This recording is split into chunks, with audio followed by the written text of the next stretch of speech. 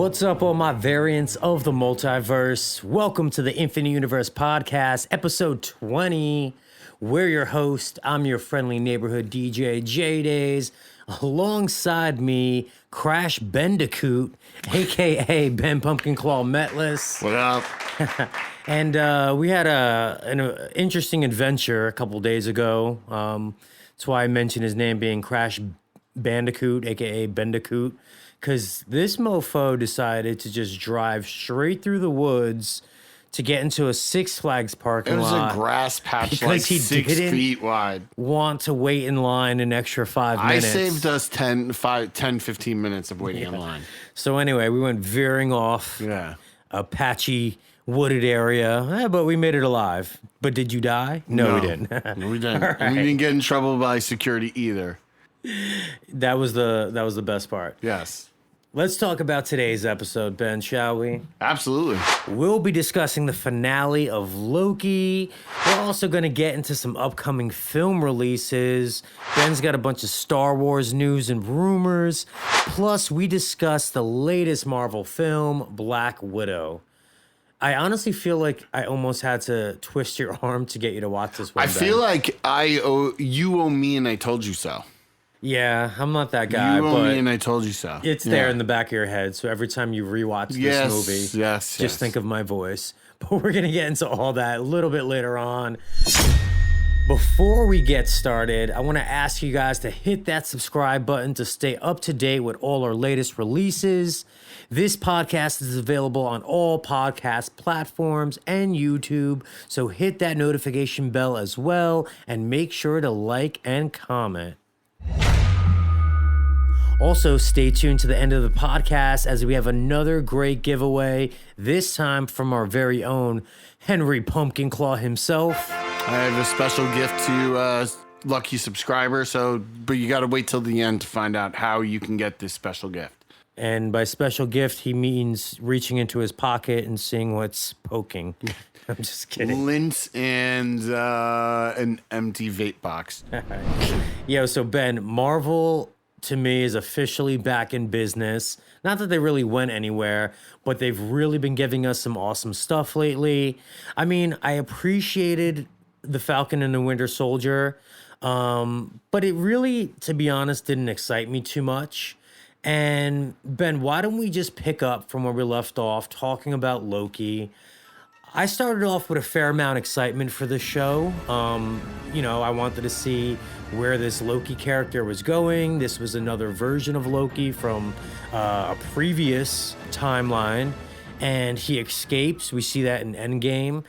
So again, there was a fair amount of excitement for this show, and the first episode honestly hooked me. But then I felt like there was a few episodes that maybe dragged on a bit, and I was honestly just getting a little restless. But then, oh my God, the finale. It was such a big payoff. Like, it kind of brought everything to the forefront, and it really It really shaped the whole future of the MCU. I have to disagree with you about how some episodes dragged on. I actually thought all of them knocked them out of the park. Yeah. I really loved, I don't want to do comparisons because I've been seeing the comparisons online, but it is similar, even though Marvel's been doing it way before Rick and Morty has, because basically what this show does is what Rick and Morty does, where you don't know who you're seeing is what you started with. Because there have been some scenes where people have taken Mobius from different episodes, and he either has his tie tucked in and top button buttoned, or it's loosened out. And people are saying that's a different Mobius, and that there are Easter eggs hidden throughout every episode that you don't know, like that hints at various like realities we're seeing. Very interesting. So within this story, I know, like, they did flashbacks of Morbius. It's Mobius, sorry. Like Mobius Strip, which I thought was actually another interesting aspect, because the Mobius Strip is how Tony Stark, the strip that Tony Stark used to discover time travel in Endgame. Dope. Cool. He used the Mobius Strip. I missed that. Yes.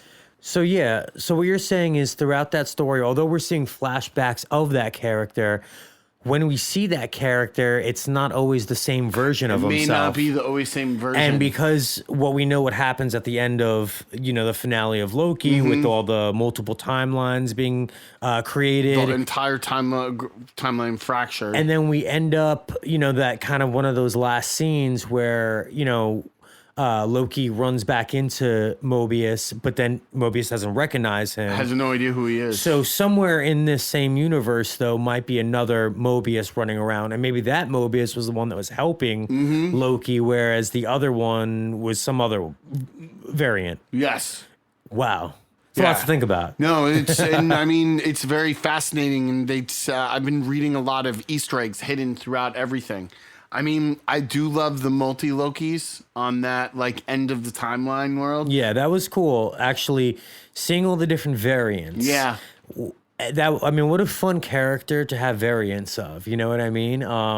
Because we've seen these different versions of Loki. We saw Lady Loki, a.k.a.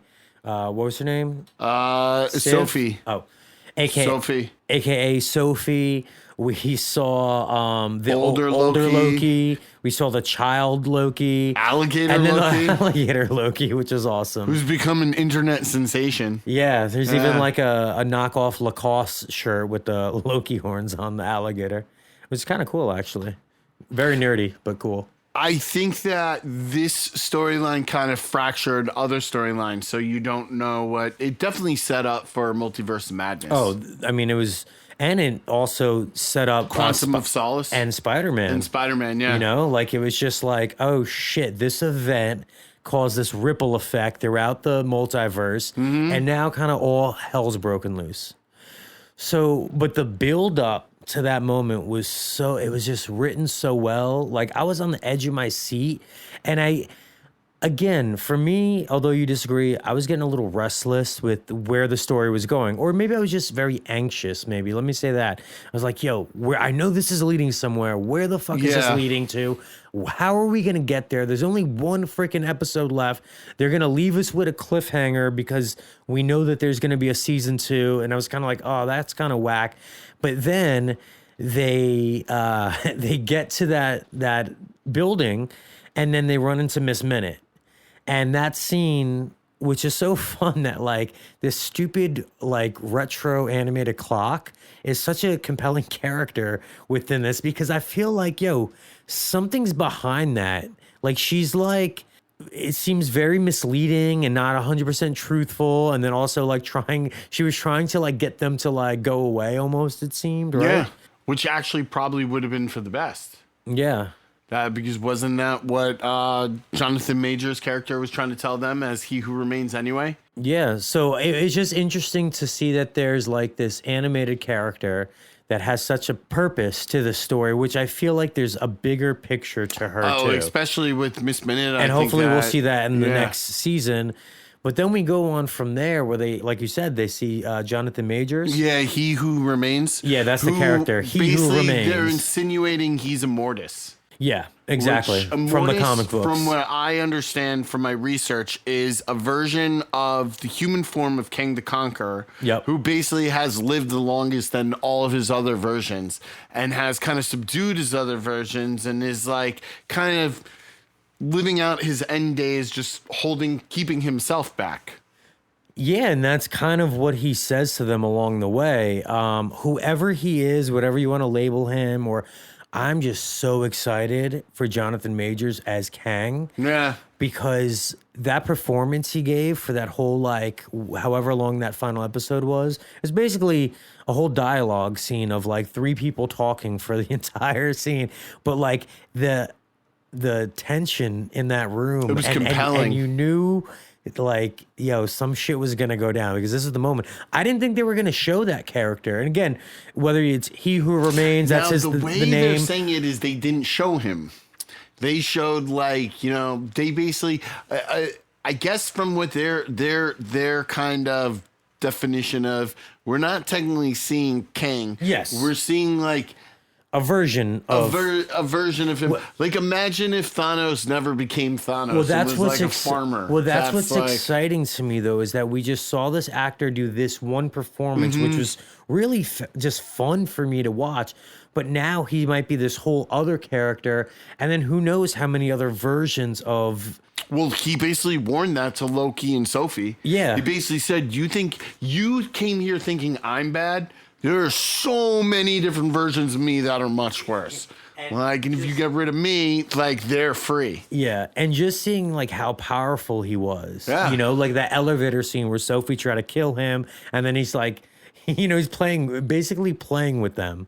And at any point he could have took them out, it seemed, but he knew where up to a certain point how it was all going to play out, and then it almost seemed like he wanted this to happen, right? Yeah, well, I think that he was tired of being this controller. Yeah, he was like, restless. I think he was just kind of like, I've been doing this since the dawn of time. And then he knew something big was coming anyway. Because remember that point where he's just like, this is the furthest I've seen yet? He goes, I don't know what's going to happen after this now.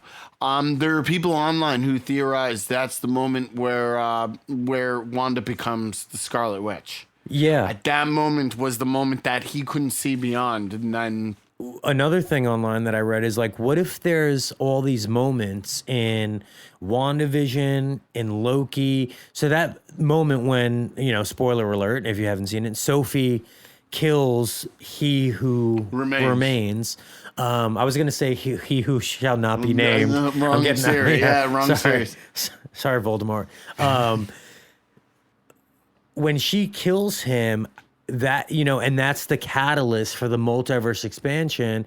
Some people are saying that was the moment that maybe Wanda turned into Scarlet Witch. Yeah. Maybe that's the moment in, I'm just assuming or throwing a hypothesis out there, in Spider-Man, when the other Spider-Man, the multiverse opens. Yeah. I'm just thinking, and then maybe there's an event in Eternals, because in Eternals we see the past, like, I guess whatever their origins are, but then there's up-to-date scenes, it looks like, where they're wearing regular clothes. They've been hiding in exile almost, some of them. So, and like you said, he who remains.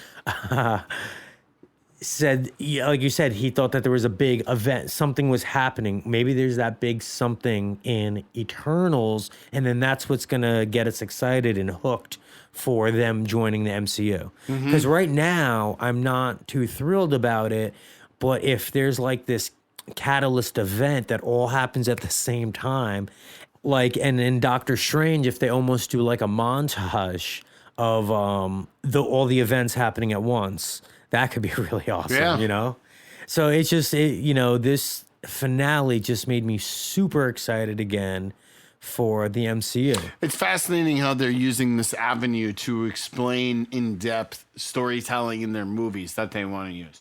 Because without the television, they would just kind of skip to the movies and we would get a glossed over like, oh yeah, by the way, all this stuff happened. Yeah, we're getting this much more in-depth explanation to these events.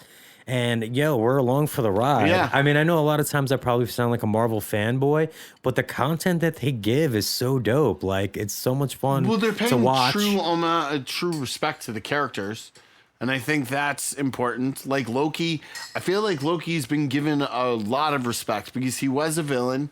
He was a villain. He was a good guy, and we're in like this show. We've seen them all. Yeah, like Loki is bad. President Loki, almost like the Donald Trump Loki.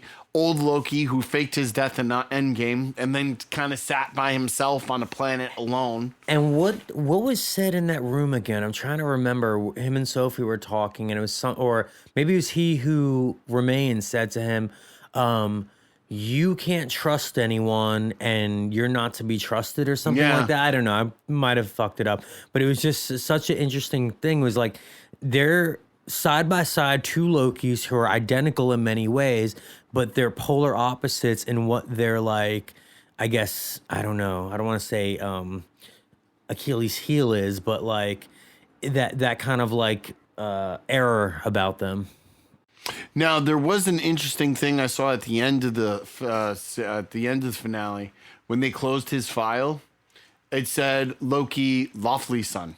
Well, that had Which no. means- That's Has that? yeah. That's been on. I thought. Oh, you could say what you're gonna say Well, first. I just think that maybe in this version that he's in right now, like that maybe Odin never saves him. That maybe Odin, like that, lawfully never discards him. When you said that, I was like, oh, let me go back. But in the very first episode, That that shows it? file says the same name.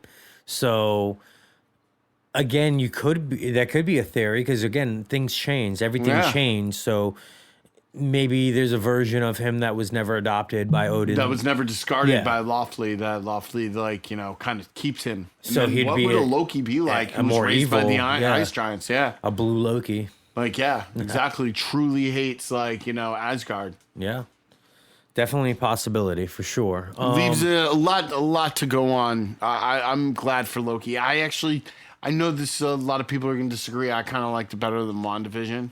Oof, I can't. WandaVision was. See, WandaVision in totality was a grand slam for me. The season finale of Loki was a grand slam. Yeah, But again, it got me excited again. It did when we finished Falcon and Winter Soldier, I didn't leave that series with this like, oh my God, what's next? What's next? I was like, oh, that was cool. I enjoyed it. Yeah. But this, I'm like, oh, we are in for some dope stuff about to happen in the next few years. And from there, I mean, I think that leads us into the next conversation and why I kind of said earlier, like Marvel's back to business because they had their latest movie release, Black Widow. yeah. It should have been released like 2 years ago, right? Well- or a year and a half ago. Let's, I guess, start with that because that was one of my kind of complaints about this movie, which honestly, I don't have much to complain about. But the fact that it felt so late to the game, like it would have been so much more exciting to have this Before Falcon and Winter Soldier. and right after Endgame, you Yeah. know, or way like a year earlier, 2 years, like because it tells if they a even story. released it a month of like shortly after Endgame, it would have been a lot better. Yeah, because it More told the impactful. story between Civil War and just before Infinity War. Mm-hmm. So there was this whole, few weeks or months that was explained, and then it kind of went into some of the backstory, which I guess if we're just on our little complaint rant, I guess one of the things I wish happened was there was more backstory of Natasha's training herself. Because they did show Black Widows being trained in this, which is cool. But if you remember was it Civil War or was it, no, it was, I think it was Avengers, with Age of Ultron. I think it was Scarlet Witch. Did she put a hex on Natasha. and then Natasha went back to like the Red Room and Yeah. you saw her doing like ballet and stuff like that, right? And stuff with maybe gun training, I think. I wish they kind of would have showed her more doing that stuff. They kind of skipped over it, but they showed other parts of her past that were very, interesting Well, to see. I- Because I didn't expect to see the stuff that I did see, but I was a little disappointed that we didn't get to see some of that. I think the stuff in the Red Room, though, because the whole movie is supposed to be in clandestine, right? I mean, it's a spy movie. Yeah. It's a spy action film, which I have to say I really enjoyed it a lot. I thought it was an awesome movie, and it's definitely a movie I would watch again. All right, I'm going to pause you real quick. Why were you so apprehensive to see this in the beginning? Like, because I don't know. I thought Black Widow's story was told. I thought Yeah. that, like, they're just trying to milk, like, I could because see Scarlett that. Johansson.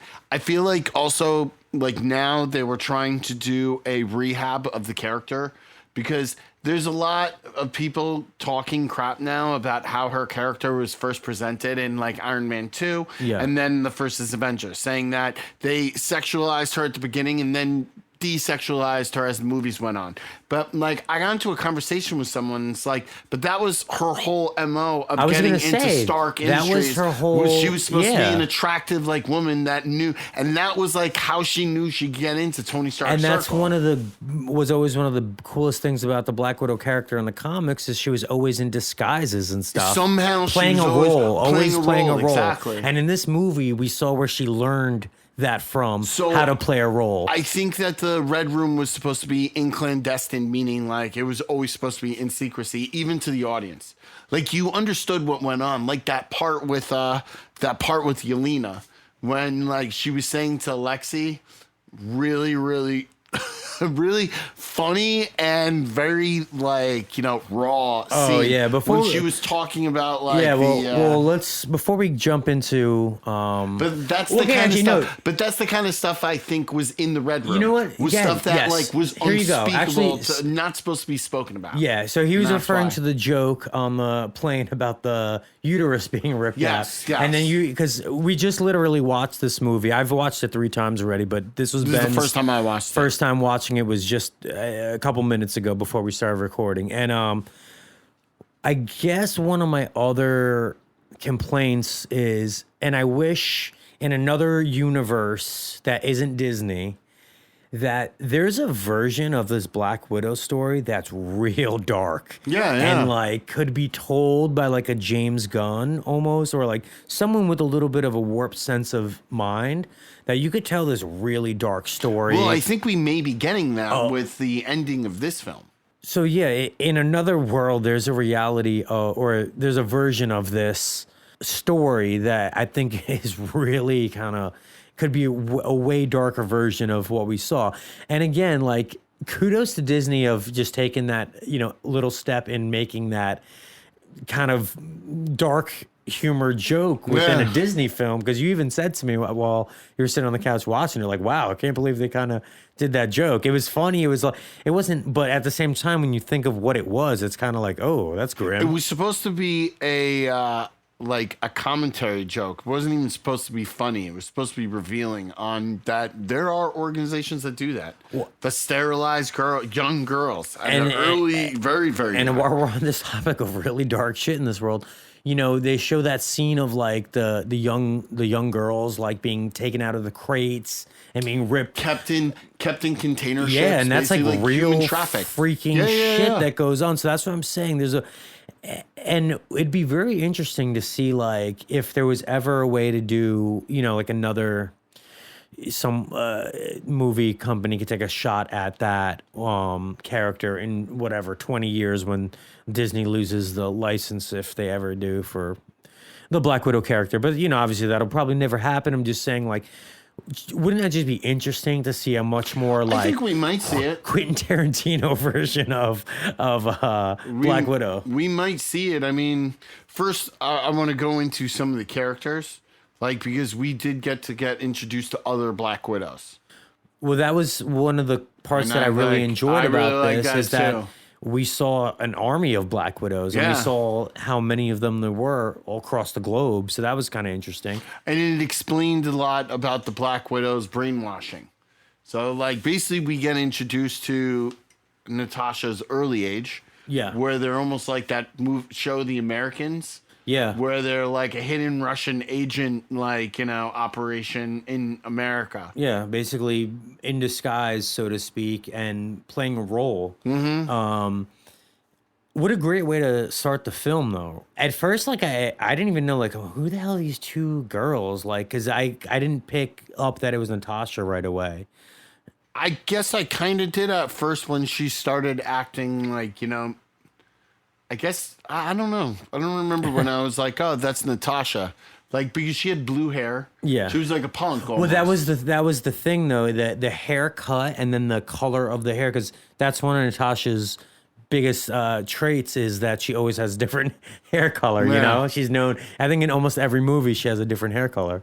So it was nice to see that moment, because it just escalates so quickly from there, because you're like, all right, like, were you just kind of like, well, what the fuck's going on at first?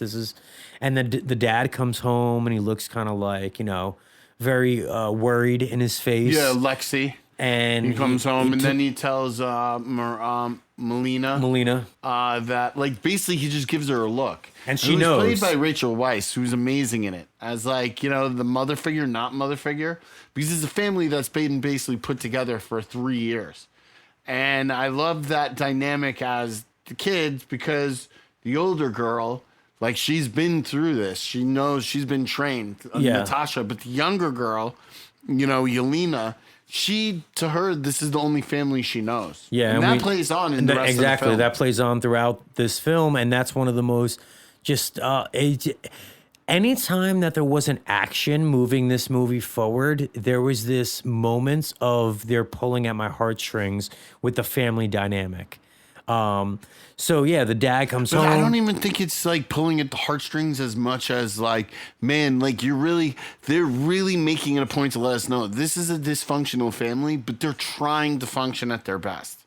Like, you know, or at least held together by their glue, who's Yelena. And I feel like Yelena was meant to be their glue. Well, behind this ruse, there's a certain realness to it. Yeah. That I think was unexpected from all parties involved.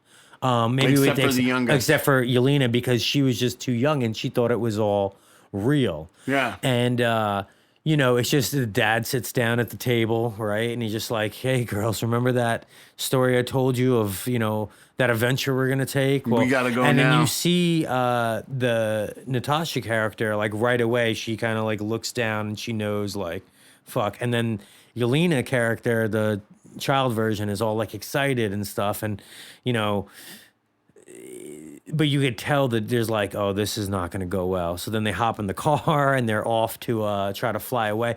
And then there's this great chase scene just to start this movie where you see, like, what you think is cops at first, and it turns out to be S.H.I.E.L.D. Yeah. Which I'm like, oh, fuck, S.H.I.E.L.D. logo. But Awesome. they're technically supposed to be the good guys, but in this, they were the bad guys. Well, technically they were Hydra at the end of the day. Remember that? No. That was, I think that was actually S.H.I.E.L.D. who was after them.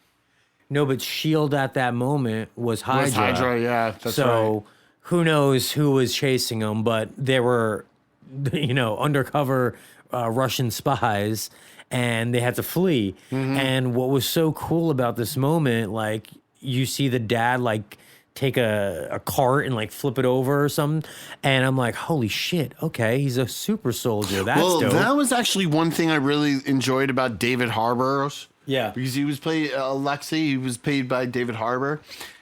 They hinted. Hopper from Stranger Things. Hopper from Stranger Things. They hinted at his super soldier powers. He mentioned it a few times because I love how they kind of gave him a Captain America complex. Oh, yeah. Where he never got that one-on-one fight with Captain America, and, like, it's always kind of, like, drawled on him.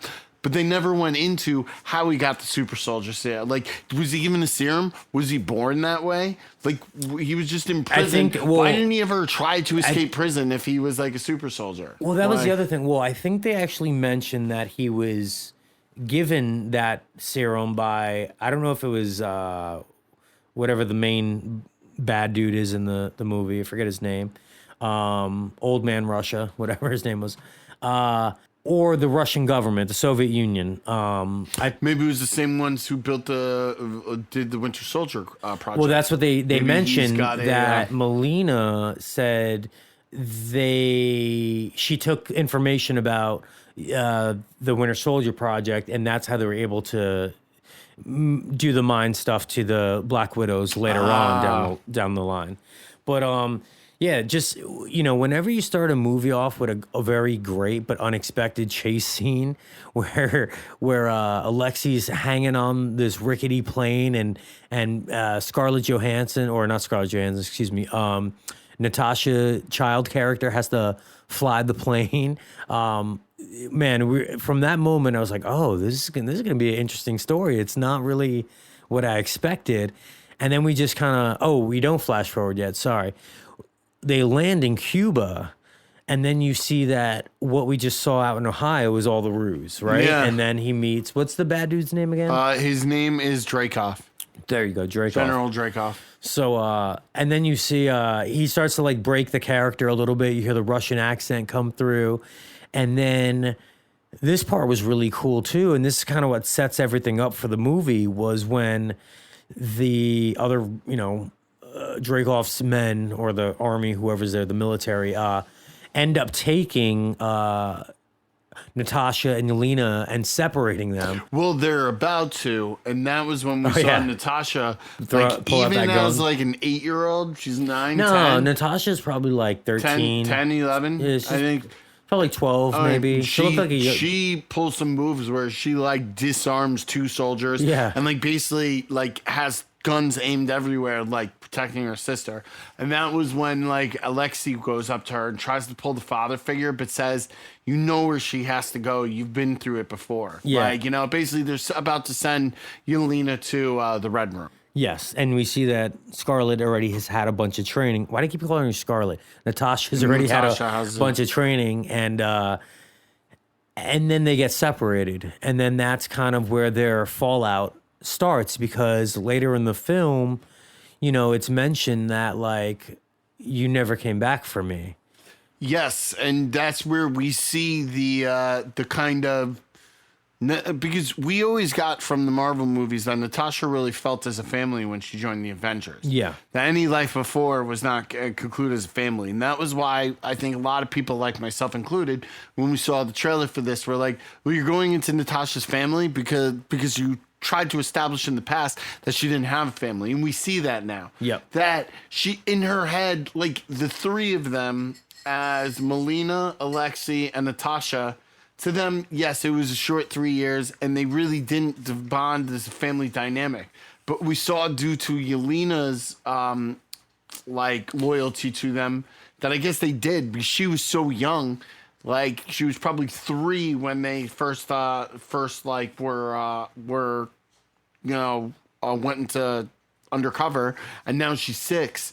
That this was real for her, and she had a breakdown with that where she explained this was real to me. And I think that kind of like solidified them as, I think that she stole the show. Oh yeah, she was my favorite character. Her name is Florence Pugh. She was she's in the 2018 horror film Malevolent, I like, and a new one, Midsummer. She's apparently going to be in Hawkeye television show. Yeah, that's confirmed, so that's awesome. And we're definitely going to see more of her in the MCU. I thought for a minute a few things. One, I thought before the end credit scene, which let's not jump right into it, but I thought there was a chance that with Natasha being gone in the current timeline, that maybe she would take the reins, the mantle of Black Widow. And it doesn't look like that's going to happen, but you never know. Well, who knows? And remember, she's a double agent, so anything could kind of happen. But yeah. And now she's immune. She's immune to the chemical agent that can mind control her. Yeah, and that was a cool concept in the film. I kind of dug it. The current Black Widows they're not just psychologically manipulated; they're also chemically manipulated. And of course, there's like a serum for it, and that's kind of the whole premise of the film is to that Yelena finds the serum and sends it to Natasha, who's currently in hiding. Yeah. Because Ross is after her. And then they introduce a character who I kind of agree with people who are upset, who might have been a fan, Taskmaster. Taskmaster felt like a throwaway character to me.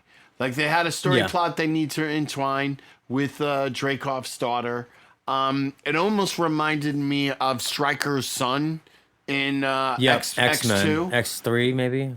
No, it was X2, okay. I think. Like when Stryker's son was just like had it was like all right, you kind of have a cool character that you didn't know how to well, I agree with you. I thought there's parts I liked and didn't like, to be honest. I liked the aesthetics of the costume, actually. Yeah, me too. I thought that was cool. I thought every time the Taskmaster attacked, he was using a different stance of the Avengers. Yeah, that was cool. And I was going to say even before that is that anytime he was in front of another adversary, the visor would like scan the person and we'd be able to like learn their moves defensively or Which is what the Taskmaster's or job, to attack, yeah. which in the comics and in any version of it, that's, basically it's a guy who can mimic anyone's moves. So when you're combating him, you're combating yourself. So he's going to be like kind of one step ahead, He's which actually is, kind of difficult to play. He's actually a side boss in the Spider-Man video game for PlayStation.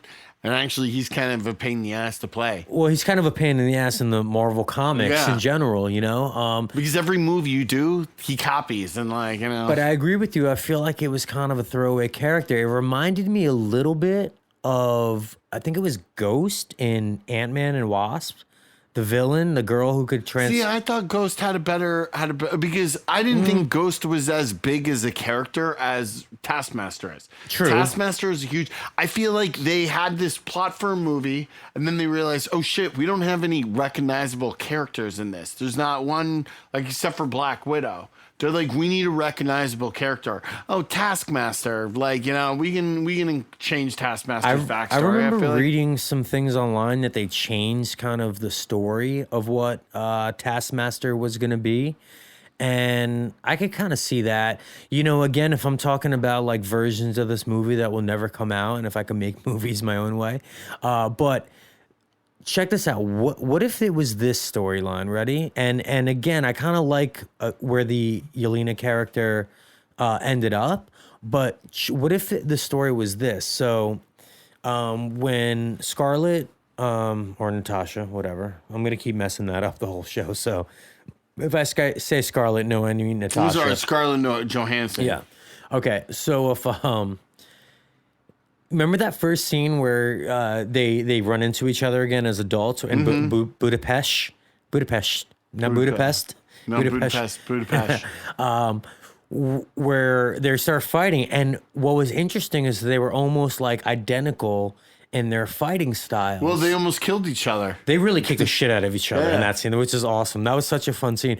But all right, in this version of the movie that I'm making up in my head, what if, we've seen that first scene of Taskmaster attacking Natasha and she learns all her moves, and then the next scene you see her go to Budapest and confront her sister, and her sister knows all her moves.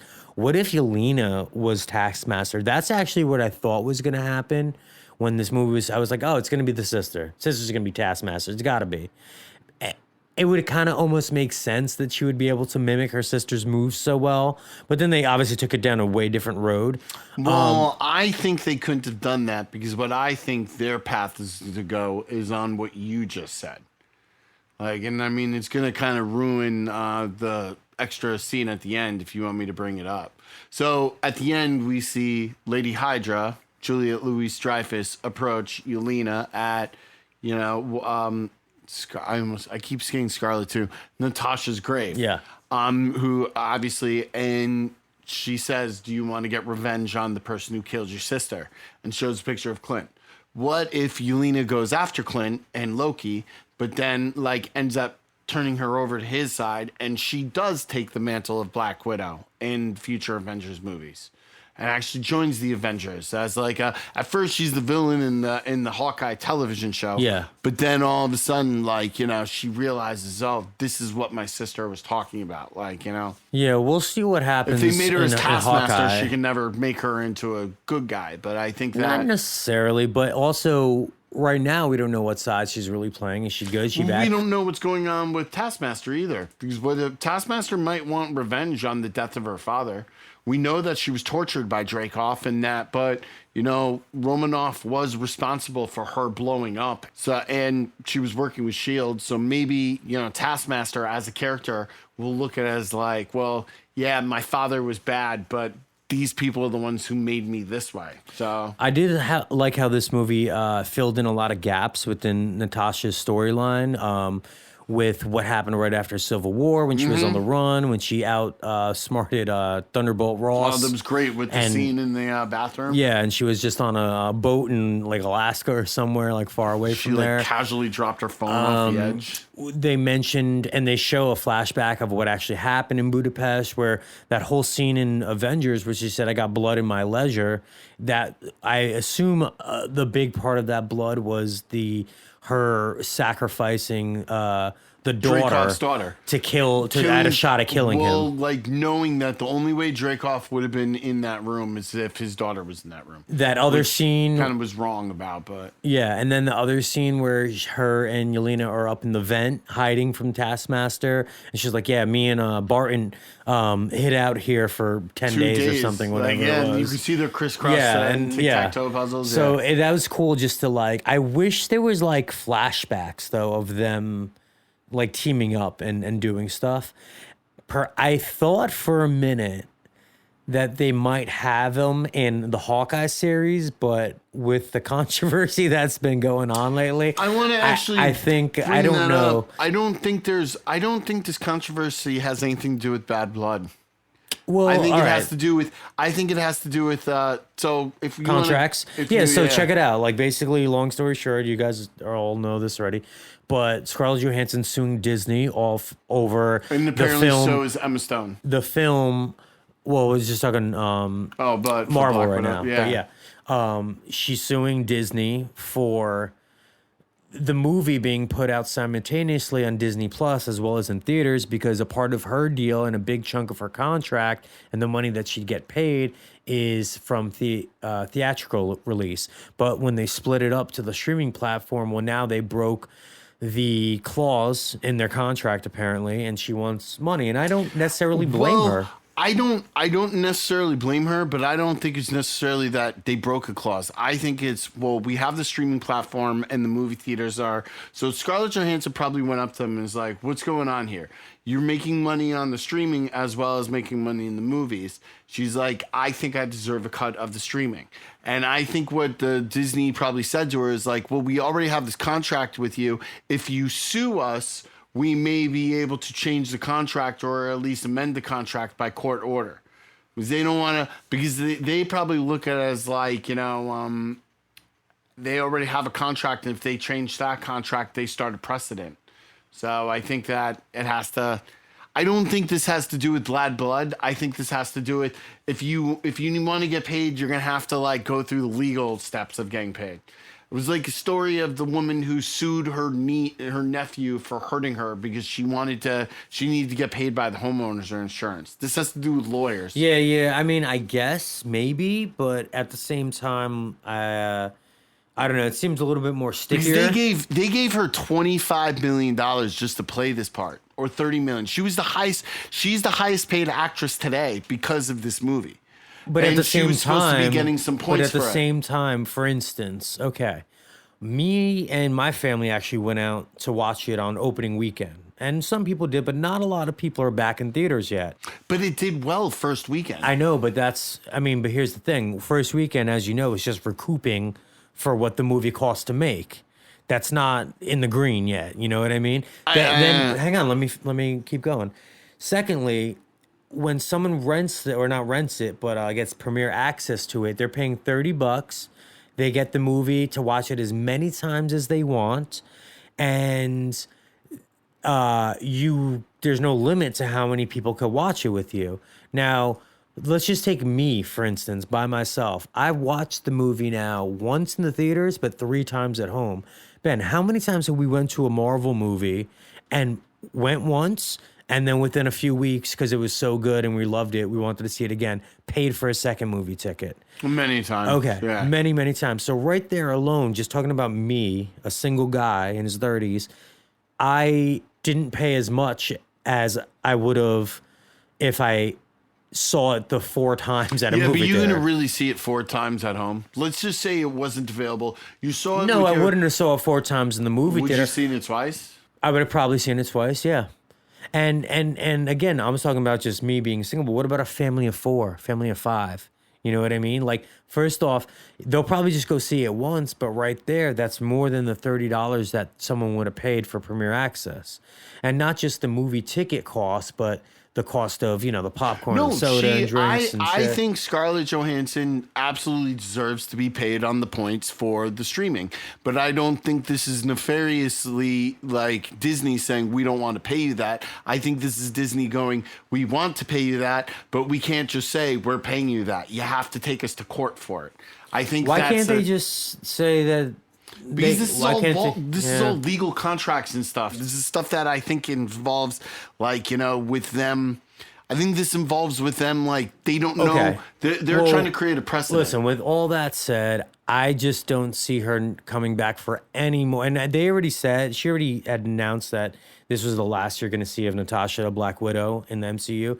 I don't think we'll ever see her. And again, maybe it's not as nefarious as I think, but I think just don't think we'll see her. I think we'll see her again. That'd be awesome. I think we might see, especially if they're opening up the multiverse. That's what they're saying now. But I think things will change. We'll see. That's also the thing too that I've been reading is that, like, Disney is not putting through there's no more 7 or 8 movie contracts. They're only doing 3. Because they don't know where the story is going based upon the television shows and the other movies. So that's why I read, and stars are more than happy to do 3 at a time, because then they can, like, also plan other movies, and actors will re-sign after 3 movies because it's guaranteed work. Yeah. Well, it's going to get expensive for Disney. It's going to get expensive for Disney, but I also think that, stars should get paid, and, she should get paid too. Can we talk about some other stuff I really enjoyed about the film? Yeah. The action scenes. Oh, well, the whole movie was fantastic.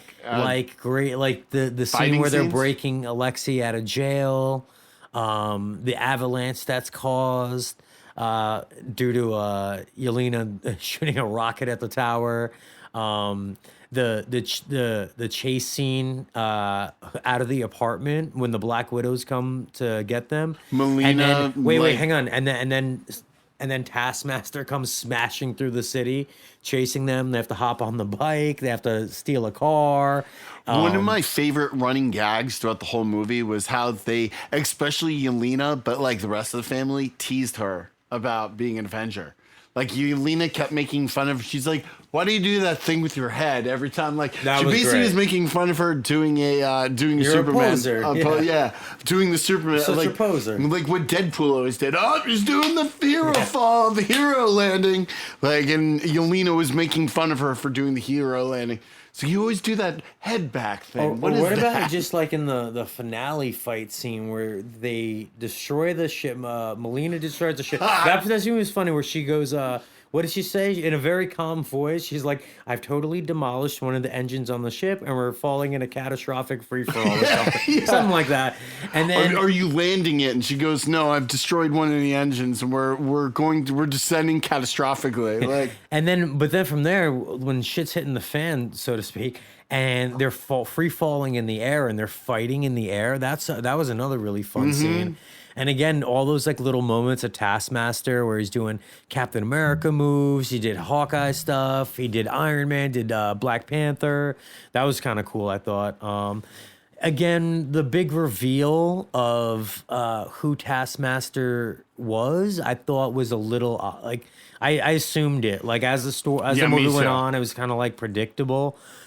Again, one of the moments where like I wish they would have did something a little bit better. I don't know. I didn't love it. I didn't hate it. It was a little bit better than Ghost to me, but you have a different opinion on that.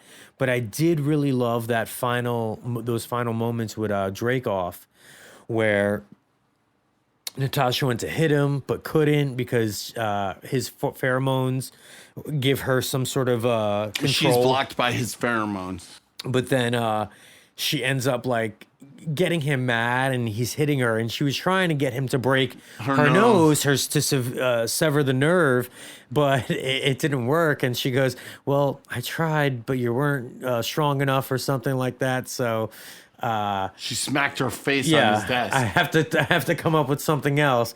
But just the moment before that, because she gets him basically to reveal everything, how he's controlling everyone, where the console is to control it, what the key is to control it, and then again, like she does to Loki in Avengers, where she goes, thank you for your cooperation. When she said that, I'm like, ooh, she's up to something. Then she smacks her face to like break her own nose. I'm like, fuck, what a cool like angle. Like, I didn't think it was just fun to see that Dracoff really had control throughout everything up until that moment. Well, I like the dynamic and the kind of allegory of like rich old guy who likes to take advantage of like, where like, you know, this rich old guy had an army of women he raised as young girls, completely taking advantage of them in their free will, and one was able to escape and free the rest of them. I get for one thing that like at first it bothered me, but then I've the more I watch it, I've come to better love for it. Again, I thought the Red Room was always this like real underground seedy operation, which it kind of was, but then they kind of took it really big and they made it a space station. And during my first watch, I didn't love it, to be honest. I was like, oh, really? Like, because it always seemed more grounded, you know, to I to thought Earth. it would have been like underneath like some decrepit castle like that. That was where it was like some like European, yeah, like hidden, Resident Evil, bunker. Yeah. almost like the lab underneath. The fact that they the turned mansion. it into like a helipad, like Yeah. almost like. But the more I watched me of it, Dr. and the more I Robotnik's, think like- about it, but think of the progress of a man with that much money, with that Yeah. much power. Wouldn't it make sense that eventually he's?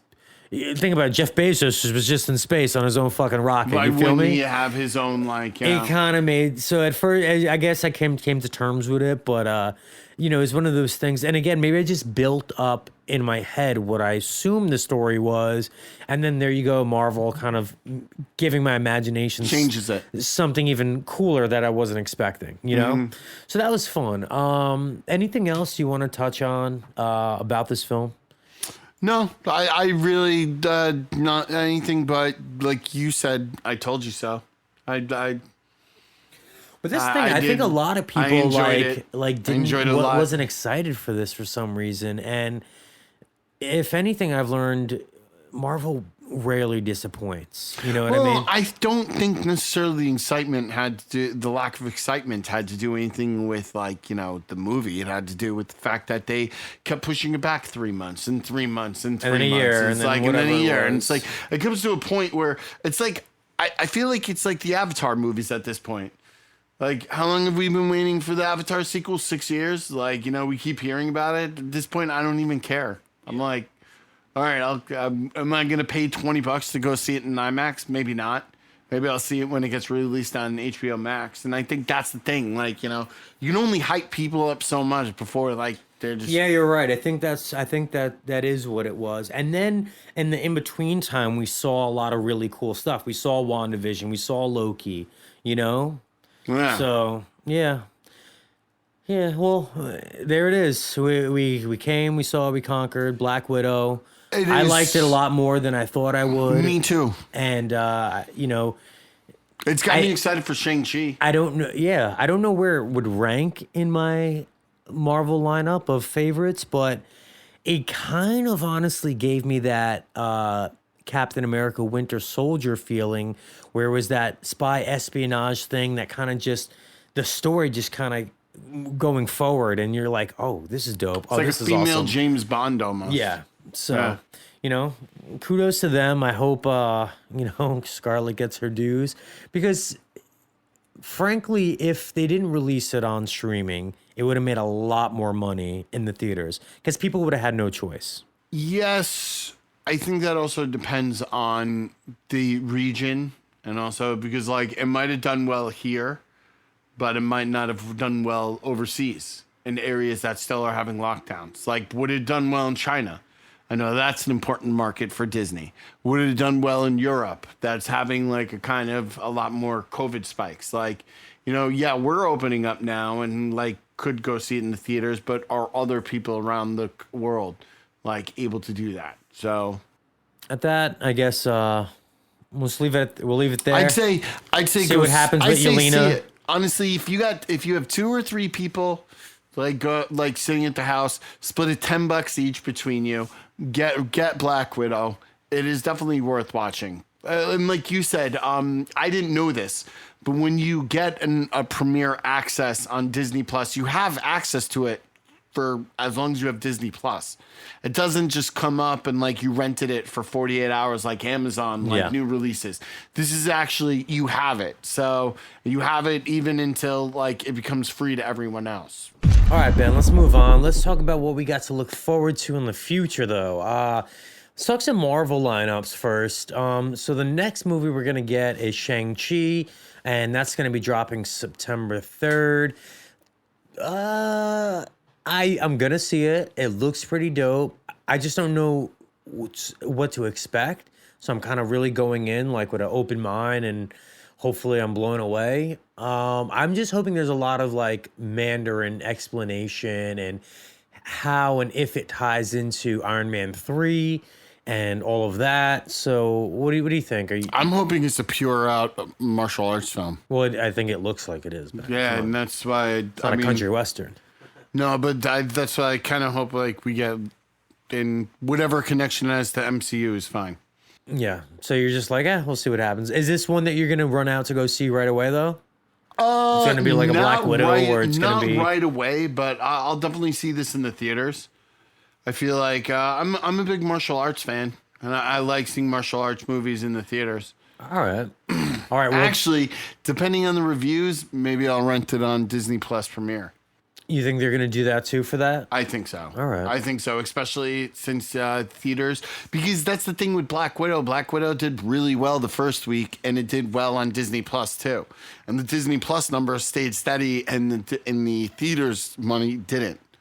So I think that they're looking as like, Disney Plus is recuperating the lost income from the fact that people are still timid to kind of go out to theaters. Yeah, I'm kind of timid to go out to this next one, but again, I'm going to see them because I see them all. Eternals dropping November 5th. We kind of glanced over this. We don't know what they expect. That kind of seems like the census. A lot of people are just like, I don't know. I've never really heard of these characters. I don't really care. I didn't read these comics. It's weird. It's obscure. I don't know.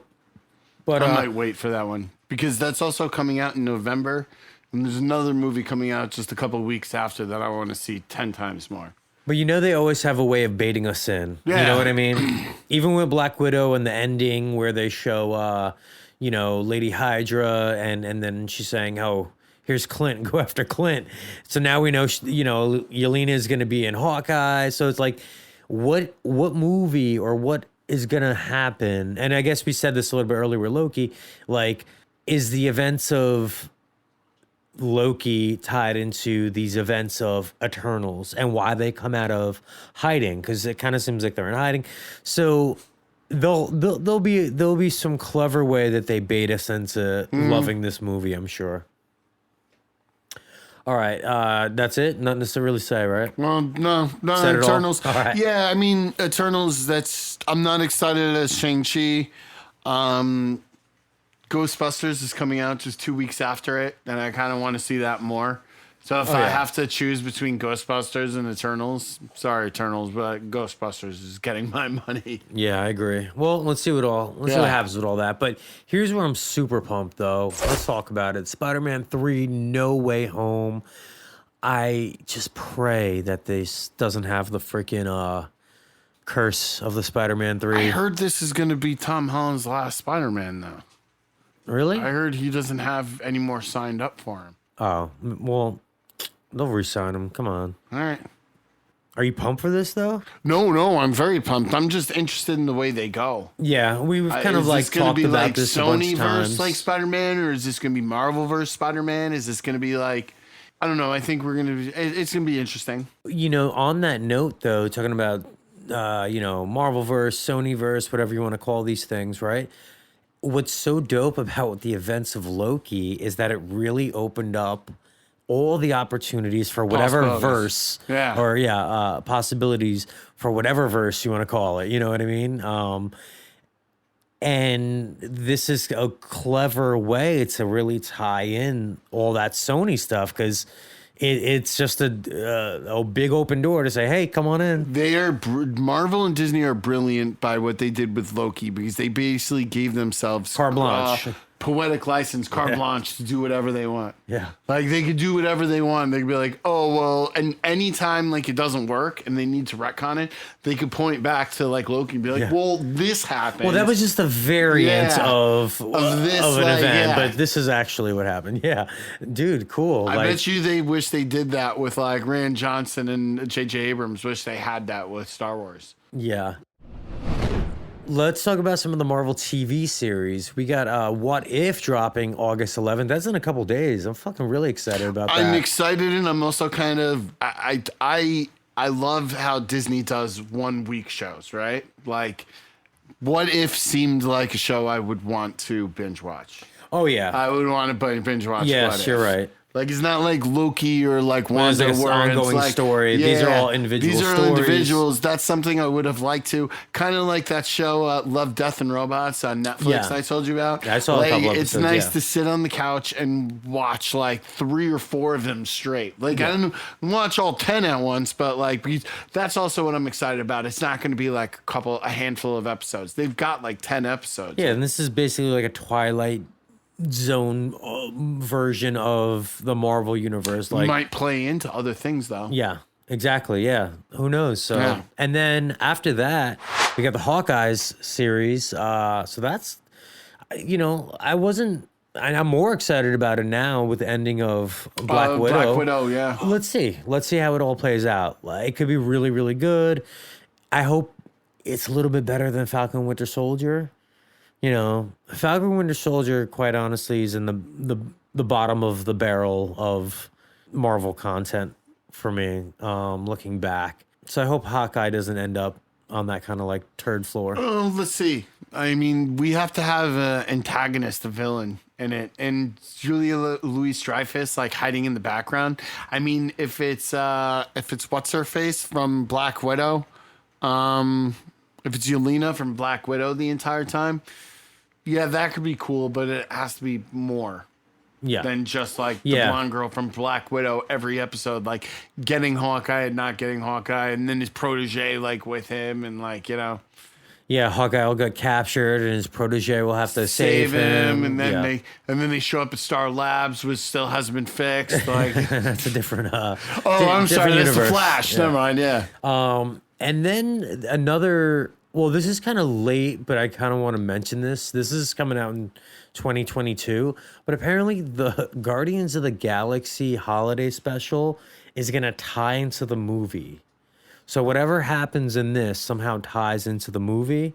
I thought this was going to be like a throwaway, like Star Wars style Christmas special, like they do with the Lego stuff. Yeah, right? Yeah. But apparently is something deeper to this. So, and I also thought it was supposed to be animated, but I guess it's live action. Yeah, we'll see. Let's see how that plays out. I don't know. Yeah. Can we jump over and talk about DC? Before you go into your news, I would like to go into. I finished Batman: The Long Halloween. Part 2 came out the other day, and I know you said it is a slow burn for people. Yeah. Before you start, I turned it on. I was really tired, so in all fairness, but I turned it on late at night, thinking I was gonna watch this awesome animated Batman series, and it might be, but I don't know if it was animation style or the storytelling, but like 15 minutes in, I fell asleep. It's a very slow burn. The story is great though. If you're a fan of The Dark Knight and if you're familiar with the comic book, which The Long Halloween is the comic that The Dark Knight was based on. Yeah. Like the Gordon, Batman, and then Batman becomes villain. And it actually even goes in Dark Knight Rises where Bruce Wayne loses his money, but he's controlled by Poison Ivy at one point. There's a lot of great storytelling about how Two-Face gets created, and I liked it. It's not something I would watch like over and over again. I would catch it. If I ever wanted a good Batman movie, I would put it on, but I enjoyed it. All right, maybe I'll give it another stab at it. But here's something I am really excited for coming out any day now. Maybe by the time you actually post this, because you're so late at posting, it'll already be out. I've been actually very quick on posting. Suicide Squad, August 6th. Hopefully you're hearing this before that. But I'm really pumped for Suicide Squad. It looks fun. It looks funny as fuck. And I don't know, for some reason, like I really just love like James Gunn just seems like such a wild card as a director that I'm kind of like, yo, what is he gonna do with these He's a horror characters? director to me. I know like a Yeah. lot of other. I watched one What of was his it, other Slither? Slither. Yeah. Yeah. Brightburn. Oh, You, yeah. Brightburn. Oh, I love Brightburn was that. awesome. Brightburn Oh, was yeah. great. Like, yeah, he's got a lot of horror behind his belt. So I'm kind of excited what he does with this. And then I think I could be wrong, but that would be it for DC this year.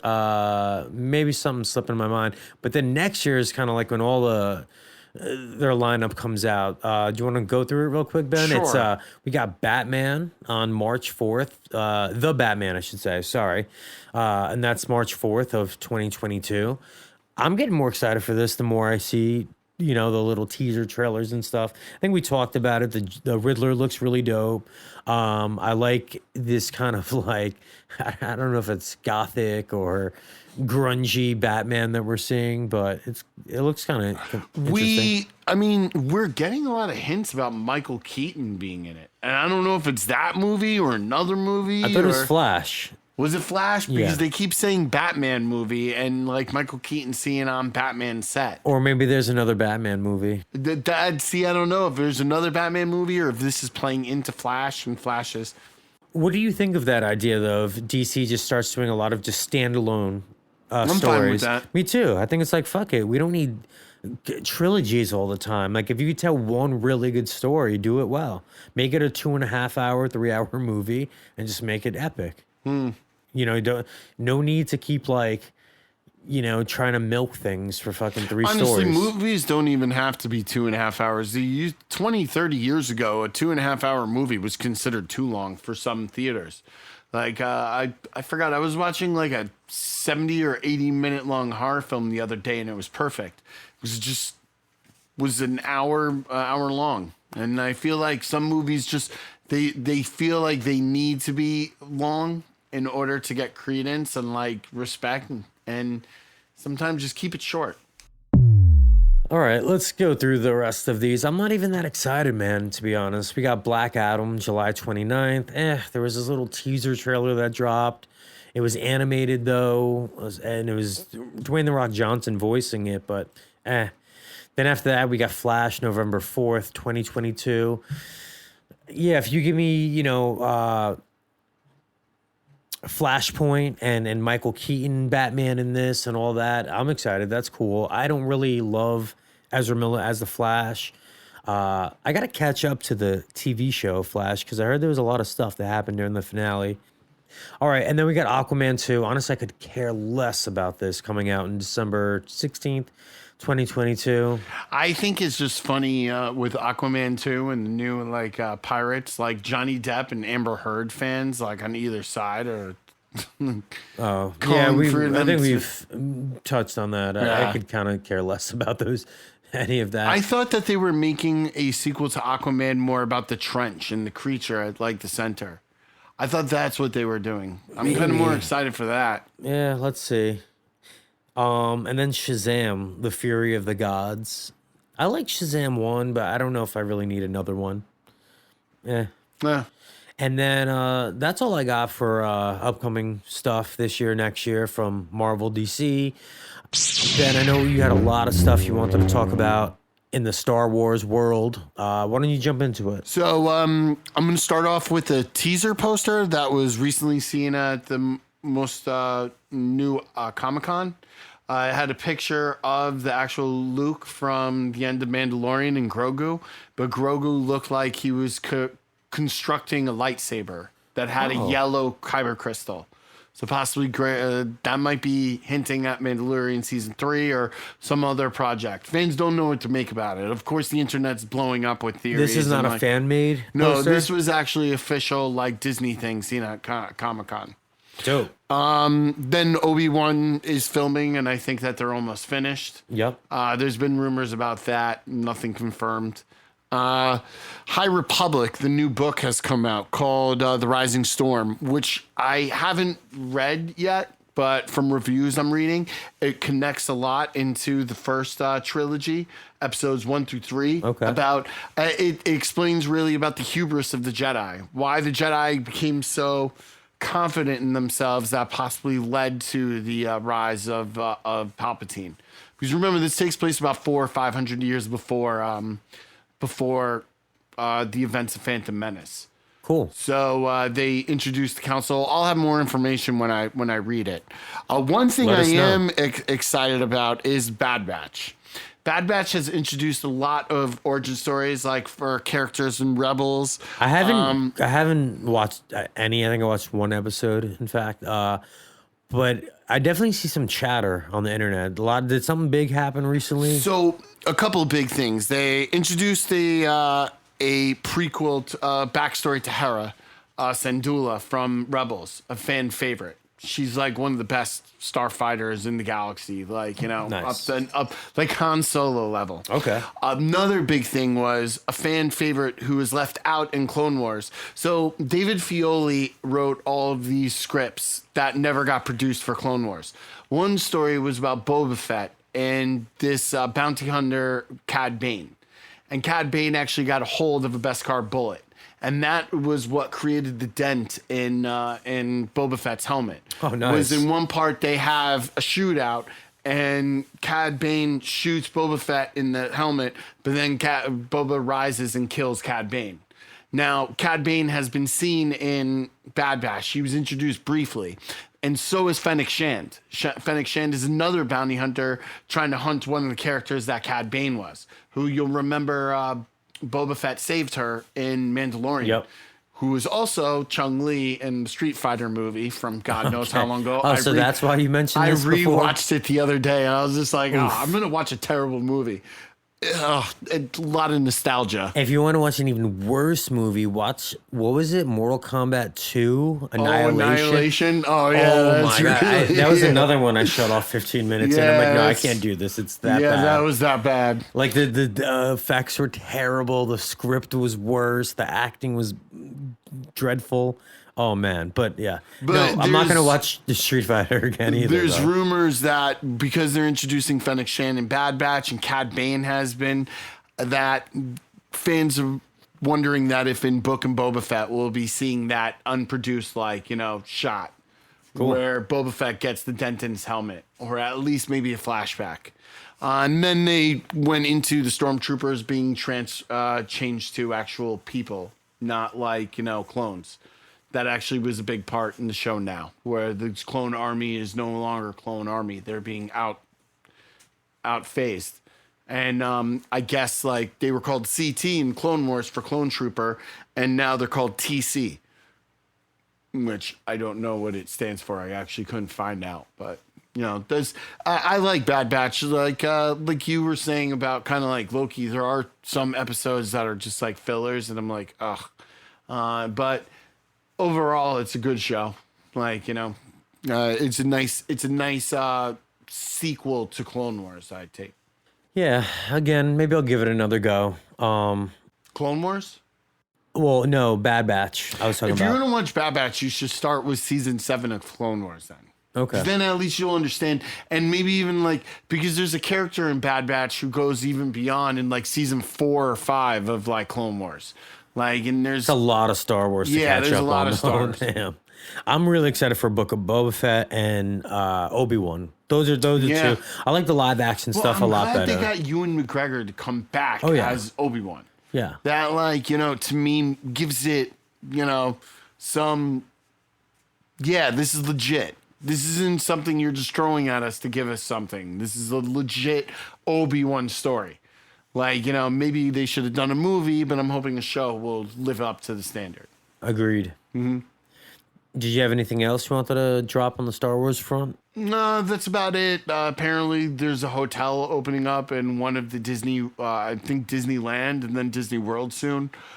Supposed to be an alien hotel, Starfleet hotel. That's I fun. don't really have information on that. That's one of those things we were talking about Avengers Compound last time, that it's in the works. But, Yeah. They're so smart, though. I was thinking about this the other day with that Avengers compound. I'm like, damn, they really are hustling mother effers, because it's they only got 2 rides. One of them is one of those virtual ones. And then the rest of the stuff, they're just utilizing space and their IP, the characters, and just having actors just stand around and pretend to be these characters, but that's like an attraction. But then I was like, oh shit, no duh. They've been doing this their entire time at Disney. That's what all the Disney princesses are and all these characters that are walking around. It's just actors in a suit pretending to be something. And that's one of the appeals of these theme parks, I realized. Because I'm like, these theme parks don't have enough rides. And I was like, oh wait, one of the big attractions to it is these like cosplay. Well, I have to say, I was talking at home with my wife about this, that one thing I liked about Disney better than Universal, the queue lines for Disney are rides themselves.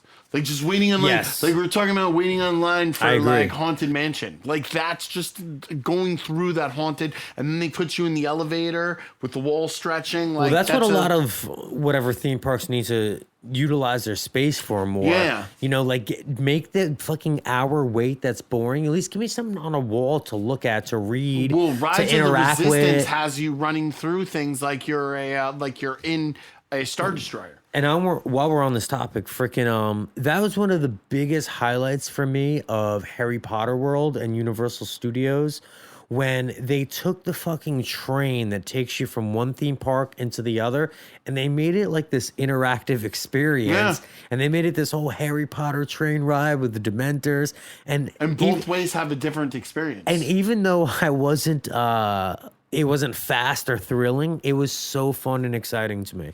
You were entrenched in that environment. In the world, and never, Yeah. and that's what you're saying with waiting in line, stay entrenched with the thrill of the roller coasters or the rides with like a line queue where it's like fun. I don't know, interactive, anything.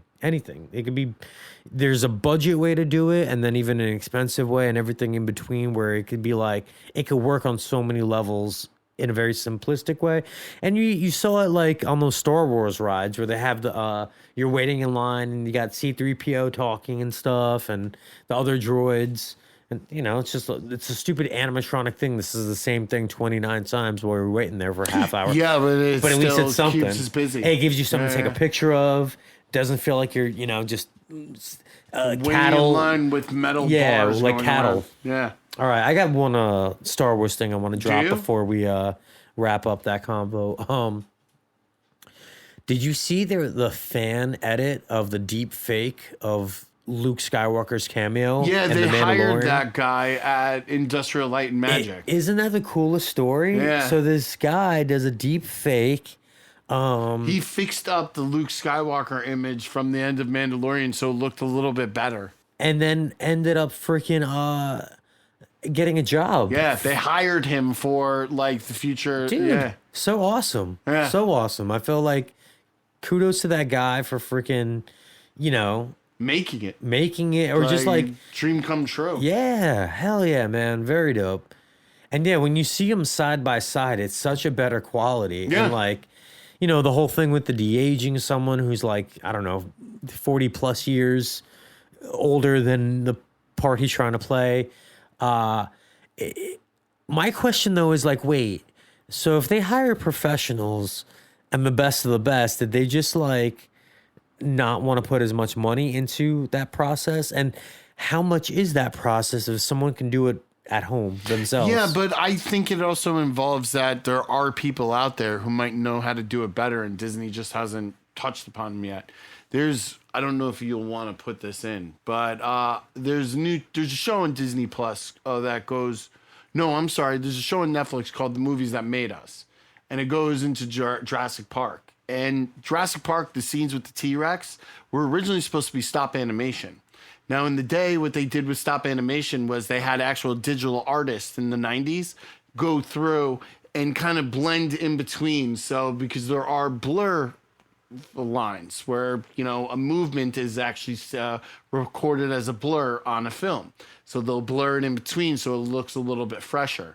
One of the blur artists on the set created a digital T-Rex from bones to flesh up on the screen. Oh, no. And he had it playing in the background, quote unquote, purposely, because his production executive, who was a stop motion animator specialist, didn't want anyone else to see it, thinking no one's going to believe that's a T-Rex. Well, apparently Kathleen Kennedy and Steven Spielberg were touring around the set that day and saw it on the screen. And Kathleen Kennedy said to him, "What is that?" And he goes, "Oh, it's just something I designed." And Steven Spielberg goes, "You've just changed the entire dynamic of the movie." Because before that random guy who was just doing blurs on side work, before that, they weren't going to have the Brontosaurus scene. They weren't going to have that T-Rex. That T-Rex coming out was supposed to be stop animation. Wow. And he changed it. That gave him his break. And that happens all the time. People just it's like these people just their talent hasn't been found yet. And that guy, I feel like his talent, now he might have changed the whole game for Disney now. Do you think bringing back dead actors to play their parts again? Yeah, for sure. That changes it. But then that goes into an ethical question: do we have the right to do that? Because that got brought up with an actor that they Rebel Without a Cause, whatever his name is, James Dean. They redid James Dean in a movie like that, and people are like, "Do you have the right to do that?" Well, I think if they're dead, no, you shouldn't.